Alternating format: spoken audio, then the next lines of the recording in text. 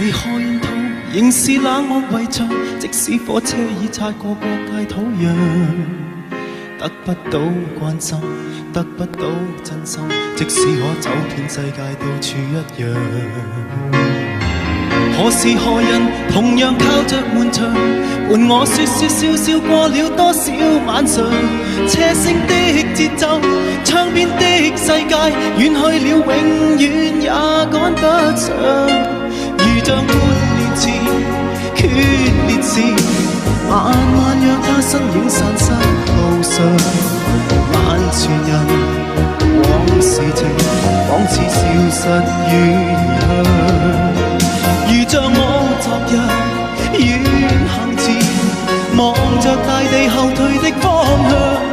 因今天我要狠狠擺脫這創傷。